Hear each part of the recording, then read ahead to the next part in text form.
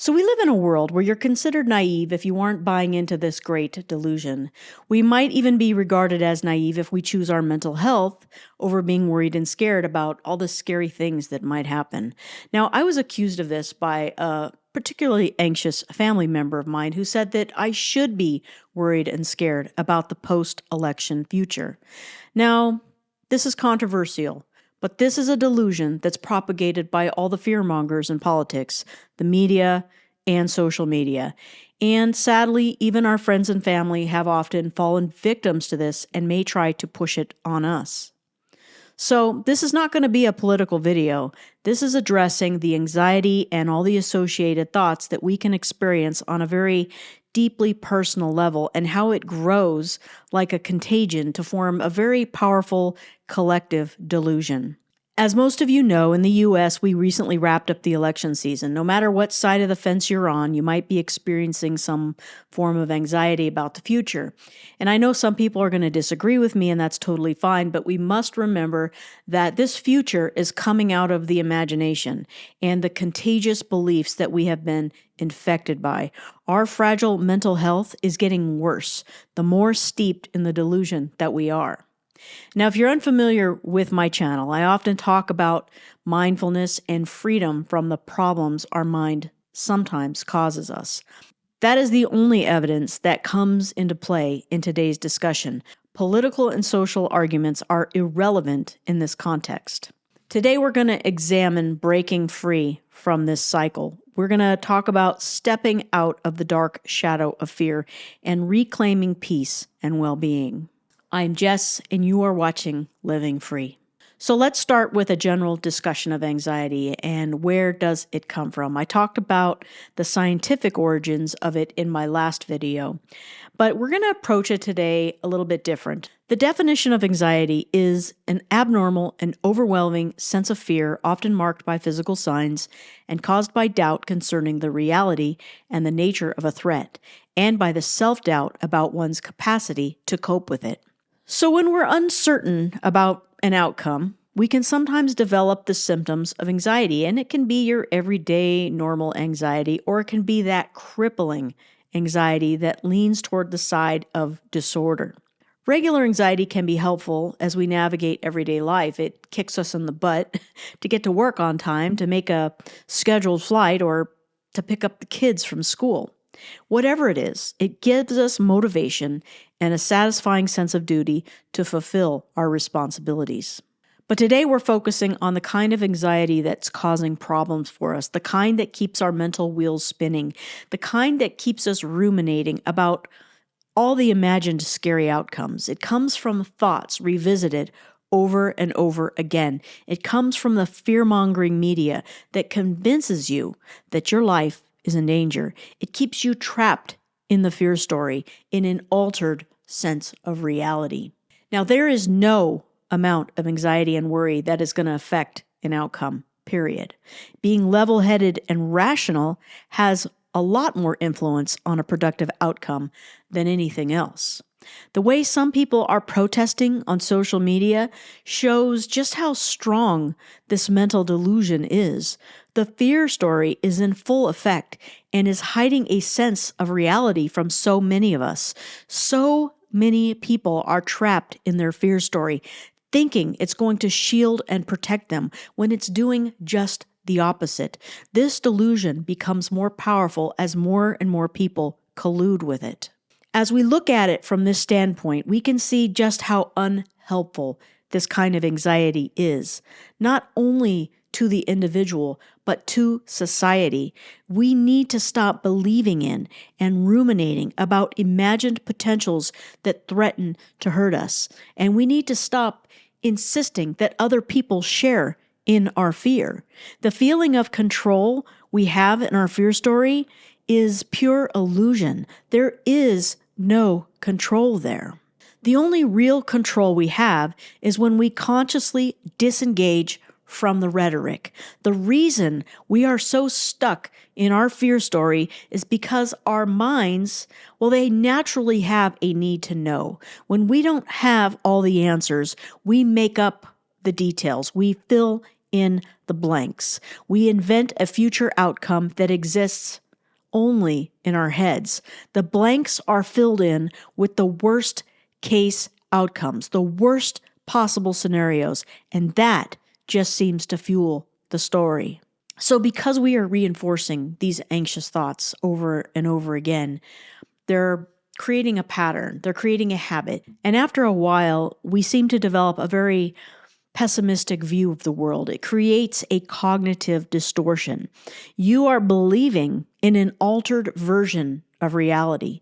If you are severely steeped in this distorted view, you are not going to agree or understand what I'm talking about. But if you are honest and you are sincere, you will be able to remove the distortion goggles and take care of your mental health. While these distortion goggles are in place, we can't easily just snap out of it. It also depends on how strong those core beliefs are that are holding those goggles in place. The core belief is that bad things are happening and they're going to keep happening. It keeps us from being able to zoom out and see the broader picture.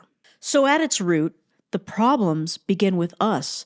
The problems we see in the world are just projections of people's fear and of people's anxiety. It's like people's troubled minds are externalized into the world, into a sort of collective agreement about fear. And then there's another group that comes along and has a collective agreement that wants to capitalize on that fear.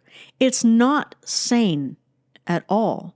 That is what I'm getting at when I talk about this delusion that is created on a collective level. I want you to think about what this is doing to the collective mental health. We are so lost that we can't even see that we are creating and reinforcing these fear-based patterns.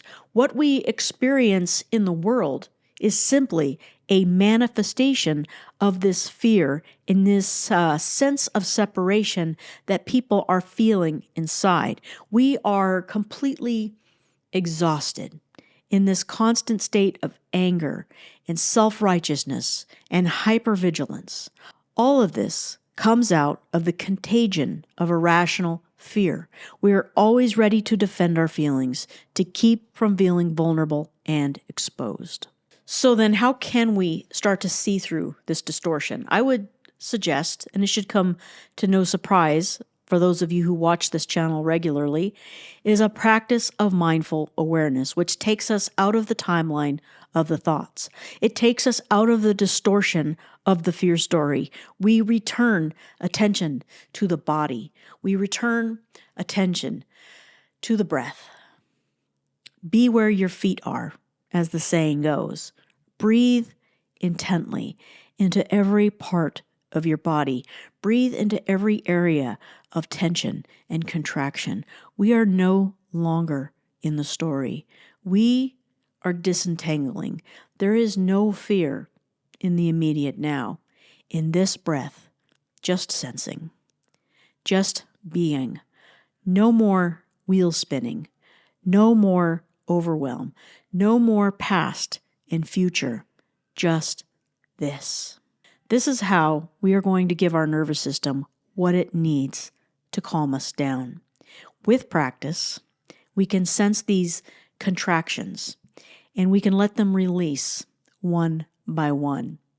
And as this becomes regular practice for us, we can become clearer and clearer, and we become less apt to re-engage with the anxious thoughts. We start to see how this habit of fear and worry tries to infiltrate our minds. We can see how its urgent voice demands that you pay attention to it. But we learn not to fall for its tricks, and we remain present. We remain aware. We remain awake. So every time this anxiety monster comes, what do? We practice. Peace and well-being will never be found anywhere outside of us. It is only created from within us. This is the action that we can take in the face of these very difficult emotions. Whenever they arise and threaten to overtake us, we can move through fear until it dissolves. We don't have to run from it. The feeling of fear is just a feeling, and it's okay. The story of fear is what we're disengaging from. We are no longer participating in it. So untangle from that feeling-driven thought pattern that only serves to keep you in unreality. You don't have to participate in this collective delusion any longer. So as I said in the beginning about the family member who's worried that I might be naive, well, I know about anxiety firsthand.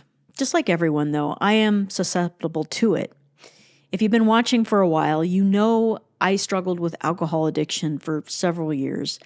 It was how I coped with anxiety, with shame and failure, all of that. I was finally able to overcome addiction, though, by finding strength through surrender. And that strength was found in a tiny spark of hope. Then I began the work of putting my mental health first. This work has been about moving forward, not about falling back into the darkness of deluded thinking. At all costs, I want to remain free. And I hope you do too. So I'm going to continue to counter that fear story with truth. So please, I encourage you to return to the simplicity of now. Breathe deeply. Relax those eyes. Relax your gaze. Feel your body. Feel your hands, your feet. Get in tune with all the sensations that are happening in this very instant. We are free within ourselves if we choose to be, no longer preoccupied with the fear story. We are no longer dissociated from our true selves. It sounds simple, I know, because it is simple. So let's start perceiving life from here. Thank you for being here with me today. I hope that somebody out there has been encouraged. I will see you all next time.